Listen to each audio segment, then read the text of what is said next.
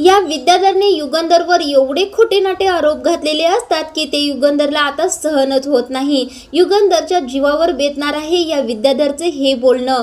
तर आता आनंदी सुद्धा विद्याधरला खणखणीतच उत्तर देणार आहे। या विद्याधरच्या तोंडावर तापलेला तवाच फेकून मारणार आहे। आता या विद्याधरची एका झटक्यातच आनंदी जिरवणार आहे। तर प्रेक्षकांनो, आजच्या भागामध्ये आपण पाहणार आहोत की इकडे विद्याधर आता खूप युगंधरला बोलत असतो, आनंदीला म्हणत असतो, ए आनंदी, ज्या माणसासाठी तू रडत आहेस ना, ज्याची बाजू तू घेत आहेस, तोच माणूस एक दिवस तुझ्याकडे पाठ फिरवणार आहे, लक्षात ठेव। अगं पोरी, वेळ आली ना तर तुझा सुद्धा हात आणि तुझी जबाबदारी सुद्धा झटकणारा हा माणूस आहे, याची जुनी सवयच आहे ही। आता विद्याधर हा काय बोलत असतो त्याचं त्यालाच कळत नसतं। आता युगंधर चिडून म्हणत असतो, विद्याधर तोंड बंदच ठेवायचं, एक अक्षर सुद्धा बोलायचं नाही। विद्याधर म्हणत असतो, नाही मी बोलणार, आज बोलणारच आहे मी। आज तू एक बाप म्हणून फेल झाला आहेस। आज तुझ्या आयुष्यामध्ये कोणतंही एकही नातं शिल्लक राहिलेलं नाही। आणि समिधा वहिनी, आता समिधाबद्दल काहीतरी विद्याधर बोलणार इतक्यातच माई म्हणत असतात, विद्याधर समिधाबद्दल एक अक्षरही तू बोलायचं नाहीस, कारण समिधावर युगंधरचा खूप जीव होता आणि त्याने तिला पूर्णपणे प्रेम केलं होतं। त्यावेळेला बापू सुद्धा म्हणतात, हो हो ती बरोबरच बोलत आहे, समिधाबद्दल एकही अक्षर बोलू नको, समिधाला तो कुठेही कमी पडलेला नाही। त्यावेळेला विद्याधर म्हणत असतो, हो का, तुम्ही दोघं बोलत आहात हे? मग सांगा बरं, ज्या वेळेला समिधा वहिनी आजाराशी झुलत होती, शेवटची श्वास मोजत होती, त्यावेळेला हा तिथे का नव्हता बरं? आता विद्याधरने हा प्रश्न विचारल्यावर घरातले सगळे शांत बसतात। नेमकं इथं काहीतरी रहस्य लपलेलं असणार आहे, त्याशिवाय विद्याधर सारखं उठून हा विषय काढणार नाही। इथे आता शिल्पा सुद्धा मान खाली घालूनच उभारलेली असते आणि माई बापू सुद्धा एक अक्षरही बोलत नाहीत। त्यावेळेला विद्याधर म्हणतो, अहो आता का शांत बसलात, बोला ना, बोला। समिधा वहिनीला ज्या वेळेला गरज होती त्यावेळेला हा का नव्हता बरं त्यांच्या उशाशी? मी सांगतो ना का नव्हता ते, हा फॅक्टरीमध्ये गेला होता नोटा छापण्यासाठी।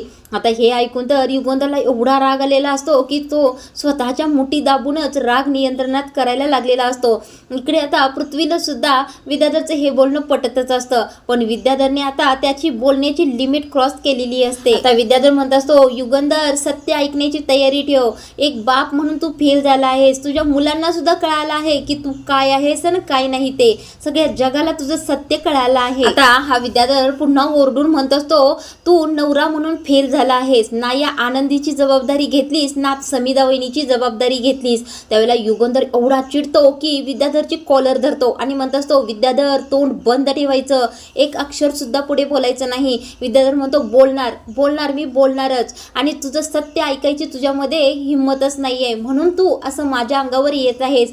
त्यावेळेला युगंधर पुन्हा चिडतो आणि म्हणत असतो, विद्याधर गप्पच बस, आता एक अक्षर जरी बोललास तर काही खरं नाही तुझं। त्यावेळेला विद्याधर म्हणत असतो, काय करणार आहेस बरं तू? त्यावेळेला युगंधर पुन्हा त्याला जोराने हिसका मारतो। त्यावेळेला युगंधर म्हणत असतो, तू काय करणार आहेस बरं, सांग बरं। त्यावेळेला विद्याधर म्हणतो, मी करणार आहे, मला जे करायचं होतं, मला जी इच्छा होती तेच मी करणार आहे। आता इथे युगंधर एवढा चिडलेला असतो की विद्याधरची कॉलर जोराने धरून त्याला पाठीमागे ढकलायला लागलेला असतो। तेवढ्यातच आता शिल्पा या दोघांना अडवायला जाते, अरे सोड सोड युगंधर, सोड बरं त्याला, अजिबात दोघेजण भांडू नका। आता धनश्री सुद्धा विद्याधरला मागे खेचण्याचा प्रयत्न करत असते। विद्याधर म्हणत असतो, दादा मला सोड सोड, नाहीतर नाहीतर। आता युगंधर म्हणत असतो, नाहीतर काय करणार आहेस, आज मी तुला सोडणारच नाही। असं म्हणल्यावर हा विद्याधर त्याची लिमिट क्रॉस करतो आणि युगंधरच्या सुद्धा कॉलरला धरतो आणि त्याच्या अंगावर धावून जातो। आता इकडे युगंधरने विद्याधरची कॉलर धरलेली असते आणि विद्याधरने सुद्धा युगंधरची कॉलर धरलेली असते। आता युगंधरला खूप मोठा झटका बसतो आणि त्याला सगळं बोलणं म्हणजे त्याचा झालेला अपमान आठवायला सुरू होतं। आता युगंधर हळूहळू त्याचा बीपी वाढायला लागलेला असतो। त्याला आठवत असतं, पृथ्वी म्हणालेला असतो की निंबाळकर तुम्ही आम्हाला फसवलं आहे, आमच्या आईला फसवलं आहे आणि तुम्ही आनंदी बरोबर लग्न केलं आहे। आणि विद्याधर सुद्धा म्हणत असतो की दादा तू एक बाप म्हणून फेल झाला आहेस आणि तू एक नवरा म्हणून सुद्धा फेल झाला आहेस, तू कोणत्याही नात्यामध्ये पास झालेला नाहीयेस, तुझ्याजवळ आता कोणी सुद्धा नाही। आता युगंधरला हेच आठवल्यानंतर त्याचा अचानकच बीपी वाढतो आणि त्याला चक्करच येते। आता तो हळूहळू विद्याधरची कॉलर सोडतो आणि जमिनीवर खाली कोसळतो. आता युगंधर पूर्णपणे बेशुद्ध पडलेला असतो, त्याला चक्कर आलेली असते. आता हे सगळे घरातले पाहतात आणि घरातल्यांना खूप मोठा धक्का बसतो. आता इथे विद्याधर मात्र निस्तब्धच युगंधरकडे बघत उभारलेला असतो. घरातले सगळे अगदी ओरडायला लागलेले असतात. आता शिल्पा तर रडायला लागलेली असते. युगंधर अशी हाका मारायला लागलेली असते. मात्र इथे आनंदीचा गोंधळ उठलेला असतो. नेमकं काय झालं आहे हे आनंदीला काही कळायला मार्गच नसतो. आता ती ओरडून म्हणत असते, छायाताई काय झाले सांगा बरं. छायाताई म्हणतात, सर मालक साहेबांना चक्कर आली आहे, ते खाली पडले आहेत. आता आनंदी एवढी घाबरते की तिला काय करावं काय नाही हे सुचतच नसतं. आता युगंधरला सगळे मिळून पृथ्वी, मिताली, प्रांजल घरातले सगळेच मिळून त्याच्या रूममध्ये घेऊन जातात. इकडे आनंदीचा खूप गोंधळ उठलेला असतो. ती घाबरलेली असते. आता ती म्हणत असते, कोण आहे इथे? माई, बापू, छायाताई, मला कोणीतरी मालक साहेबांकडे घेऊन चला बरं. मात्र आता इथे कोणीच नसतं हॉलमध्ये. सगळेजण युगंधरच्या पाठीमागेच त्याच्या रूममध्ये गेलेले असतात. आता आनंदीला तर युगंधरकडे जायचं असतं म्हटल्यावरती आता धडपडायला सुरू करते. आता तिला योग्य मार्ग घावत नाही. ती एकदा ह्या खांबाला धडकते, एकदा त्या खांबाला धडकते, एकदा टेबलला धडकते आणि असं करत ती हळूहळू जिन्यावरून पडत झडत युगंधरच्या रूममध्ये जायला लागते. आता इकडे युगंधरला रूममध्ये आणून बेडवर झोपलेला असतो. मिताली खूप रडायला लागलेली असते आणि तिरस्कार करणारा पृथ्वी तर पहिल्यांदा युगंधर जवळ बसलेला असतो. आता मिताली रडतच म्हणत असते, बाबा डोळे उघडा ना, बाबा उठा ना, दादा बघ ना डोळे उघडत नाहीयेत, काय झाले बाबांना बरं. त्यावेळेला पृथ्वी काहीच बोलत नाही. इकडे शिल्पा रडायला लागलेली असते. युगंधर उठणारे. माई, बापू सुद्धा पूर्णपणे हादरून गेलेले असतात. आता इकडे पृथ्वी म्हणत असतो, मिस्टर निंबाळकर उठा बरं, डोळे उघडा, तुम्हाला ऐकू येते का मी काय बोलतोय. पण युगंधर काही केल्याने डोळे उघडत नसतो किंवा हालचाल करत नसतो. इकडे आता पृथ्वी प्रांजलला म्हणत असतो, जरा त्यांचे पाय चोळ बरं. त्यावेळेला प्रांजल पाय चोळायला सुरू करतो आणि मिताली आणि पृथ्वी त्या युगंधरचे हात चोळायला सुरू करतो. आता मिताली तर इथे खूप घाबरलेली असते. आता इकडे शिल्पा खूप रडायला लागलेली असते. तेवढ्यातच धडपडत आनंद तेथे आलेली असते. कारण तिला आता एवढं गोंधळल्यासारखं झालेलं असतं की ती कधी एकदा युगंधर जवळ येते असं तिला झालेलं असतं. आता ती युगंधरच्या बेडवर जवळ येत असते. तेवढ्यातच शिल्पा पुढे असते. तिला जोराने धडकते. आता आनंदी शिल्पाला धडकल्यानंतर शिल्पाला एवढा राग येतो, आनंदीला पाठीमागे ढकलते आणि म्हणत असते, तुझं काही डोळे फुटले का ग? तुला दिसत नाही का माणूस आडवा झाला आहे इथे आणि तुझं काय आहे बरं पुढं. त्यावेळेला माई रडतच म्हणत असतात, शिल्पा काय बोलतेस ग? तिला कसं दिसणार बरं. त्यावेळेला शिल्पा म्हणत असते, माई मी काय करू बरं, ती आंधळी आहे, त्यामध्ये माझा काय दोष आहे बरं. आता शिल्पा आनंदीला जोराने ढकलून देते. आनंदी तिथेच खाली पडते आणि म्हणत असते, इथे माणसाचा जीव चालला आहे आणि हिचं काहीतरी वेगळंच असते, चल हो बाजूला म्हणून ढकलते. आता आनंदी खूप रडायला लागलेली असते. इकडे मिताली म्हणत असते, तू लवकर डॉक्टरांना फोन कर ग, बाबा डोळे उघडत नाहीयेत. आता इकडे शिल्पा पटकन डॉक्टरांना फोन लावत असते. इकडे विद्याधर मात्र चांगलाच अस्वस्थ झालेला असतो. चांगलाच इकडे तिकडे पाहतच हात चोळायला लागलेला असतो. तेवढ्यातच धनश्री तेथे येते. आता धनश्री या विद्याधरची कायम काळजी करते, कारण ती नवरा म्हणून एक खरं प्रेम त्याच्यावर करत असते. आता ती पाणी देतच म्हणत असते, अहो काळजी करू नका बरं, हे पाणी घ्या, तुमचा राग थोडा शांत करा बरं, नाहीतर तुम्हाला सुद्धा भाऊजींच्या सारखं काहीतरी होईल. त्यावेळेला हा विद्याधर पुन्हा या धनश्रीवर नेहमीप्रमाणे चिडतो. तिचं गाल दाबून धरतो, तिला पाठीमागे ढकलतो आणि म्हणत असतो, ए धने काय वाटेल ते काय बोलतेस ग? अगं या निंबाळकरांच्या घराला पुरून उरणार आहे मी, मला काही सुद्धा होणार नाही आणि हे असलं फालतूचं बोलणं बोलायचं नाही बरं का. माझ्याकडून सहानुभूती घेण्याचा प्रयत्न करायचा नाही. चल निघ इथून पहिल्यांदा आणि माझा कुर्ता दुसरा आण बरं, इकडं हा घाण झाला आहे. त्यावेळेला धनश्री आता या विद्याधरचं खरं रूप पाहते आणि थांबावं मी तुमच्यासाठी कुर्ता आणते असं म्हणतच कुर्ता आणण्यासाठी जाते. आता इथे शिल्पा डॉक्टरांना विचारत असते की डॉक्टर तुम्ही कुठेपर्यंत आलात, तुम्हाला किती वेळ लागेल. त्यावेळेला ते डॉक्टर 5 मिनिटात येतो असं म्हणत असतात. इकडे माई युगंधरच्या अंगावरून हात फिरवत रडायला लागलेले असतात. त्या म्हणत असतात, माझ्या पोराच्या पाठीमागे काय लागले बरं, असा कसा बरं हा चक्कर येऊन पडला, काय झालंय याला, उठ बरं युगंधर पटकन उठ. त्यावेळेला बापू म्हणत असतात, अगं तू अशी रडू नकोस, धीर धर बरं. आता पृथ्वी म्हणत असतो की खरं तर काकाचं चुकलं आहे, एवढा विषय ताणायलाच नको पाहिजे होतं, काका खूपच बोलला आहे निंबाळकरांना. त्यावेळेला प्रांजल म्हणत असतो, अरे दादा हे सगळं बोलण्याची ही वेळ आहे का, अजिबात वेळ नाहीये, आता थोडं शांत बस बरं. मिताली तू जा बरं, पटकन गार पाण्याच्या पट्ट्या घेऊन ये, त्यानं काहीतरी होईल. आता इथे मिताली म्हणते, माई बापू तुम्ही लक्ष ठेवा, मी पटकन पाण्याच्या पट्ट्या घेऊन येते. आता मिताली धावतच जाते. त्यावेळेला आनंदी रडतच म्हणत असते, माई बापू मला एकदा मालक साहेबांची जवळ बसू दे हो, मला त्यांच्याशी बोलू दे. त्यावेळेला शिल्पा एवढी चिडते आणि आनंदीच्या हाताला धरते आणि पटकन उठवून उभं करते आणि म्हणत असते, काय ग, कुठला नवरा, कोण नवरा बरं, कुणाबद्दल तू बोलत आहेस? त्यावेळेला माई म्हणत असतात की अगं असं काय करते शिल्पा, तिचा नवरा आहे ना तो, म्हटल्यावर ती बोलणारच की, तिला काळजी वाटणारच की. त्यावेळेला शिल्पा म्हणत असते, काय बोलताय तुम्ही काय अक्षता टाकायला गेला होतात का? कुठलं लग्न, काय, काही सुद्धा संबंध नाहीये. या घरामध्ये कुणाचा नवरा वगैरे राहत नाही, या घरामध्ये फक्त माझा भाऊच राहतो. आता इथे शिल्पाला बापू अगं शिल्पा असं म्हणून शांत करण्याचा प्रयत्न करत असतात. त्याच वेळेला ही उर्मट शिल्पा बापूंना सुद्धा बोट करते आणि बस म्हणते, एक अक्षर सुद्धा तुमचं ऐकून घेणार नाही. आता ही शिल्पा माई बापूंना सुद्धा उलट बोलायला कमी करत नसते. तरीही आता आनंदी म्हणत असते, ताईसाहेब एकदा फक्त मालक साहेबांना भेटू दे हो मला. त्यावेळेला शिल्पा म्हणत असते, तुझ्या तोंडात आता बोळा कोंबी ना, तुझी ही रडारड पहिल्यांदा बंद कर, तिकडे कोपऱ्यात बसायचं पहिल्यांदा, असं म्हणते. आणि आनंदीला एवढ्या जोराने ही शिल्पा धक्का मारते की आनंदी पटकन खाली पडते. आता पडल्यानंतर शिल्पा म्हणत असते, मर तिथे कोपऱ्यात. आता आनंदी पुन्हा तिथे रडत बसलेली असते. आता इकडे हॉलमध्ये डॉक्टर आलेले असतात आणि त्यांना पाहून छायाताई म्हणत असतात, अहो डॉक्टर साहेब आलात, बरंच झालं, चला पटकन, मालक साहेबांची तब्येत खूप बिघडली आहे. आता डॉक्टरांना छायाताई घेऊन रूममध्ये जातात. तेवढ्यातच पाठीमागून ही शलाका आलेली असते आणि शलाका डॉक्टरांना पाहून म्हणत असते की डॉक्टर, आणि निंबाळकरांच्या घरामध्ये नेमकं काय झालं आहे बरं, कोणाची तब्येत बिघडली आहे हे तर जाणून घ्यायलाच पाहिजे. नेमकं या वाड्यामध्ये काहीतरी भयंकर घडलेलं आहे. आता इकडे विद्याधर त्याच्या रूममध्ये कुर्ता काढूनच बनियानवर बसलेला असतो बेडवर आणि ही धनश्री त्याच्यासाठी कुर्ता शोधत असते. आता विद्याधर म्हणत असतो, ए धने, माझा कुर्ता मिळतोय का नाही, आणखी लवकर. त्यावेळेला धनश्री म्हणत असते, अहो शोधतोय ना मी, थोडा वेळ थांबा की. आता इकडे धनश्री कुर्ता शोधत असते. तेवढ्यात शलाका विद्याधर म्हणून डायरेक्ट रूममध्येच येते. आता विद्याधरला असं बनियानवर पाहून शलाका लगेच तोंड फिरवते आणि सॉरी असं म्हणत असते. त्यावेळेला ही धनश्री मात्र चांगलीच खणखणीत आवाज बोलायला सुरू करते. ती म्हणत असते, शलाका काय ग, हे कुणाच्याही रूममध्ये कशी काय घुसतेस बरं? त्यावेळेला शलाका म्हणते, ए धने, तोंड सांभाळून बोल, मी इकडे विद्याधरकडे काम होतं म्हणून आलो होतो. त्यावेळेला धनश्री म्हणत असते, काम असलं म्हणून काय झालं, डायरेक्ट काही रूममध्येच घुसणार का? त्यावेळेला शलाका म्हणत असते, अगं मी हॉलमध्ये आले होते, तिथे मला डॉक्टर दिसले आणि हॉलमध्ये कोणीच नव्हतं ना, म्हणून मी इकडे रूममध्ये आले. वा, तू हॉलमध्ये कोण नसलं म्हणून काय तू डायरेक्ट रूममध्येच घुसणार का? आता इकडे ही शलाका चिडून चुटकी वाजवूनच धनश्रीला ए धने असं म्हणत असते. त्यावेळेला धनश्री सुद्धा म्हणते, ए शलाका, व्हायचं बाहेर व्हायचं, हं पहिल्यांदा रूमच्या बाहेर व्हायचं. त्यावेळेला विद्याधर म्हणत असतो, ए धने, तोंड बंद करते, कुर्ता आण माझा इकडे.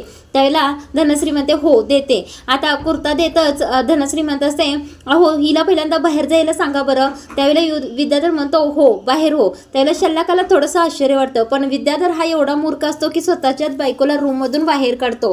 आता धनश्री म्हणत असते, मी का बाहेर जाऊ बरं? त्यावेळेला विद्याधर म्हणत असतो, हो तूच बाहेर जायचं आणि पहिल्यांदा बाहेर लवकरात लवकर जा, नाहीतर आता ढकलून बाहेर काढीन बघ. धनश्री जायला तयारच नसते. त्यावेळेला विद्याधर तिला ढकलून रूमच्या बाहेर काढतो. आता इकडे शलाका या धनश्रीला हसायला लागलेली असते. आता इकडे युगंधरला तपासण्यासाठी डॉक्टर आलेले असतात आणि ते शिल्पाला सांगत असतात की यांचा बीपी खूपच वाढला आहे आणि असा बीपी एवढा वाढणं त्यांच्या जीवासाठी खूपच घातक ठरू शकतं. अशा परिस्थितीमध्ये त्यांना काहीही होऊ शकतं, त्यामुळे त्यांना सांभाळणं खूपच गरजेचं आहे. हे ऐकून आता आनंदी घाबरलेली असते. आता माई म्हणत असतात, अहो डॉक्टर असं काय बोलताय, काहीतरी करा ना हो. त्याला डॉक्टर म्हणत असतात, हो मी केलं असतं, आता लगेच त्यांना हॉस्पिटलमध्ये ICU मध्ये शिफ्ट केलं असतं, पण आता त्यांना जागेवरून हलवणं किंवा गाडीमध्ये बसवणं सुद्धा त्यांच्या जीवासाठी रिस्की ठरू शकतं, त्यामुळे मी ही रिस्क घेणार नाही. आता डॉक्टर म्हणत असतात की तुम्ही काळजी करू नका, यांची काळजी व्यवस्थित पुढील 24 तास घेण्याची गरज आहे आणि आपण काय करूया, इथेच आपण ICUचा सेटअप संध्याकाळी लावूया आणि त्यांना व्यवस्थित ट्रीटमेंट देऊया. त्यावेळेला शिल्पा म्हणत असते, हो हो डॉक्टर तसंच करा. त्यावेळेला आता डॉक्टर म्हणत असतात की पण आत्ता या वेळेला या रूममध्ये अतिशय शांतता हवी आहे, सगळ्यांनी बाहेर जाण्याची गरज आहे. त्यावेळेला शिल्पा म्हणत असते, हो डॉक्टर आम्ही सगळेजण बाहेर जातो. असं म्हटल्यानंतर शिल्पा आता सगळ्यांना म्हणत असते, चला आपण बाहेर जाऊन थांबूया. आता सगळेजण बाहेर जातात, शिल्पा जात असते. तेवढ्यातच आनंदी उठते आणि म्हणत असते की ताईसाहेब मला एकदा मालक साहेबांना भेटू दे हो. त्यावेळेला शिल्पा पुन्हा आनंदीवर चिडते, म्हणत असते तू तोंड बंद ठेवायला काय घेशील ग, अजिबात तोंड उघडू नकोस बघ. तू जेव्हापासून या घरामध्ये माझ्या भावाच्या आयुष्यामध्ये आलेस ना, तेव्हापासून माझ्या भावाचे ग्रह फिरले आहे. आता आनंदी तरी सुद्धा ताईसाहेब असं म्हणते. त्यावेळेला शिल्पा काय करते, पुन्हा तिला हिसके मारतच दरवाजाच्या बाहेर घेऊन जाते आणि म्हणत असते, तू आता इथेच थांबायचंस, आतमध्ये अजिबात जायचं नाहीस.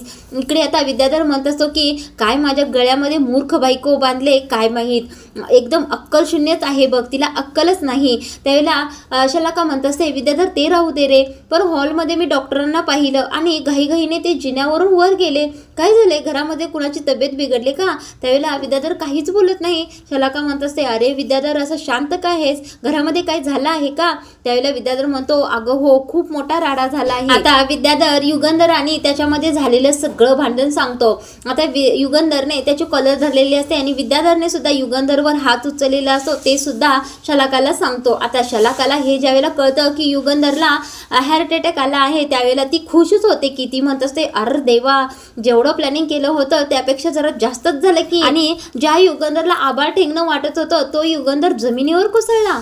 आता विद्याधर म्हणत असतो की अगं त्या युगंधरला काय होतंय काय नाही, तो जगतोय की मरतोय याच्याशी मला काही सुद्धा देणं घेणं नाही आहे. त्यावेळेला शलाका म्हणत असते मग काय झालं बरं तुला? त्यावेळेला विद्याधर म्हणत असतो अगं माझं आणि दादाचं जे भांडण झालं ते सगळं मुलांनी पाहिलं आहे आणि युगंधरला जर काही झालं तर मुलं त्यासाठी मला जबाबदार धरतील आणि माझा तिरस्कार करायला सुरू करतील. आता शलाका म्हणत असते तू बोलतोय त्यामध्ये काहीतरी पॉइंट तर आहे. त्यावेळेला विद्याधर म्हणत असतो अगं शलाका, ही मुलं तर माझ्या बाजूने मला हवी आहेत म्हणून तर मी एवढं सगळं करत होतो आणि मला जर माझं साम्राज्य या घरामध्ये टिकवायचं असेल, निर्माण करायचं असेल तर ही मुलं माझ्या मुठीमध्ये आलीच पाहिजे. आता हे ऐकून शलाका म्हणत असते विद्याधर अजिबात घाबरू नकोस, तुझ्यासोबत मी आहे, मी काही ना काहीतरी तुला आयडिया नक्की सांगणार. आता शलाका म्हणत असते विद्याधर अजिबात घाबरू नकोस, तुझ्यासोबत मी आहे हे लक्षात ठेव. तुझा नियम काय आहे, तोडा आणि मग जोडा, बरोबर ना? तर हाच उपाय आपण वापरायचा आहे. त्यावेळेला विद्याधर म्हणत असतो तुझ्या डोक्यामध्ये नेमकं काय चाललं आहे? त्यावेळेला शलाका म्हणते विद्याधर तुझ्या कपाटाला थोडा हात लावू का? विद्याधर म्हणत असतो काय काय बोलतायस तू? त्यावेळेला शलाका म्हणते अरे फक्त सांग, तुझ्या कपाटाला हात लावू का? त्यावेळेला विद्याधर म्हणतो हो लाव ना. आता शलाका पटकन विद्याधरच्या कपाटावर जवळ जाते आणि कमरेला लावायचा बेल्ट घेऊन येते आणि विद्याधरच्या हातामध्ये देते. विद्याधर म्हणतो अगं शलाका काय काय आहे बरं हे, ह्या बेल्टने काय करायचं आहे? त्यावेळेला शलाका आता या विद्याधरला एक जबरदस्त प्लॅनिंग सांगते. आता ही शलाका काय सांगत असते तर मुलांच्या समोर जाऊन पुन्हा एक ड्रामा करायला सांगत असते. आता इकडे विद्याधर आणि शलाकाचं सगळं प्लॅनिंग धनश्री दाराबाहेर उभारून ऐकायला लागलेली असते. आता विद्याधर शलाकाचं प्लॅनिंग ऐकून म्हणत असतो वा शलाका वा, खूपच हुशार आहेस बघ तू. आता तू जसं सांगितलं आहेस तसंच मी मुलांच्या समोर जाऊन करणार आहे आणि मुलांना माझ्या बाजूने पुन्हा एकदा करणार आहे. इकडे हॉलमध्ये मिताली खूप रडायला लागलेली असते, तिला शांत करत असतात माई, पण आता मिताली ऐकत नसते. आता शिल्पा म्हणत असते मिताली रडून काही होणार आहे का बरं, शांत हो बरं, त्याला बरं वाटेल, काही सुद्धा होणार नाही. मिताली म्हणत असते आता तू काय करू सांग बरं. बघितलंस ना त्यांच्या चेहऱ्याकडे कशी शांत पडले आहेत, एक अक्षर सुद्धा बोलायला तयार नाही आहेत. अगं आई गेली आणि आता आईनंतर बाबांना जर काही झालं तर मी तर जगूच शकणार नाही बघ, मला नाही सहन होणार ते. आता इकडे मिताली रडत असते आणि या विद्याधरचा ड्रामा सुरू होतो. हातामध्ये बेल्ट घेऊन येतो आणि मिताली समोरच ठेवतो. आता ही शलाका सुद्धा पाठीमागून आलेली असते. आता हा विद्याधर म्हणत असतो मिताली घे हा बेल्ट हातामध्ये आणि फोड मला, माझ्या अंगावरची साल्ट काढ, जीव घे माझा, मला सोडू नकोस. तुम्ही जी मनात येईल ती शिक्षा मला द्या, कारण दादाची जी काही अवस्था झाली आहे ती फक्त माझ्यामुळेच झाला आणि माझ्यामुळेच आज दादा असा हंतरुणाशी खेळला आहे. त्यामुळे तुमच्या मनात येईल ती शिक्षा मला द्या.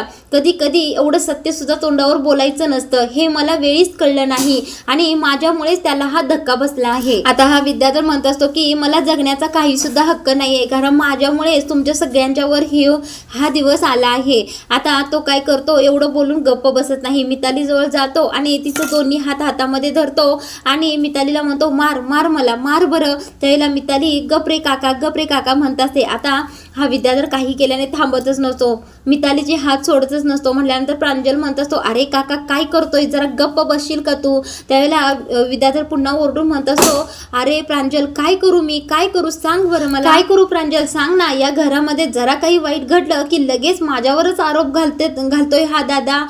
मागच्या वेळेला ती आनंदी किडनॅप झाली त्यावेळेला सुद्धा आरोप माझ्यावरच घातला आणि आता पृथ्वीचा जीव वाचून मी त्याला घरला आणलं, गुंडांशी मारामारी केली, मला सुद्धा खूप मार लागला ना. होता आणि तरी सुद्धा त्याने सगळा आळ माझ्यावरच घातला आणि त्याने एवढं सगळं माझ्यावर आरोप घातल्यानंतर मला राग सहन झाला नाही, म्हणून मी सगळं काही खरं बोलून बसलो आणि तेच त्याला सहन झालं नाही. काय करू मी, सांगा बरं मला. आता हा विद्यार्थी एवढं नाटक करत असतो की या माई बापूंना तर अजिबात या विद्यार्थ्याचं बोलणं पटत नसतं. आता हा सगळा विद्याधर ड्रामा करत असतो आणि हा प्रांजल या विद्याधरच्या बोलण्यामध्ये येत असतो. आता इथे पृथ्वी मात्र नसतो. नेमकं पृथ्वी कुठे गेला आहे ते काही कळायला मार्ग नाही. आता इथे शलाकाने सांगितल्याप्रमाणे विद्याधरनं सगळं काही नाटक केलेलं असतं.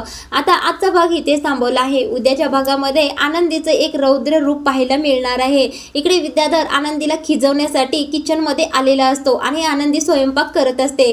आता आनंदीला विद्याधर पांढरी साडी देतच म्हणत असतो की अगं आज फक्त थोडंसं मुलांच्या बद्दल काय बोललो तर तुझा नवरा हंतरुणाशी खेळलाच आहे बघ, आणि असंच जर चालू राहिलं तर लवकरच तू विधवा झाल्याशिवाय राहणार नाहीस. त्यावेळेला आनंदी एवढी चिडते, तिने गॅसवर तवा तापत ठेवलेला असतो, तवा हातामध्ये घेते आणि विद्याधरला खान करून त्या तव्याचा चटका देते. आता चटका बसल्यावर हा विद्याधर खाली कोसळतो आणि आई ग करून ओरडायला सुरू करतो.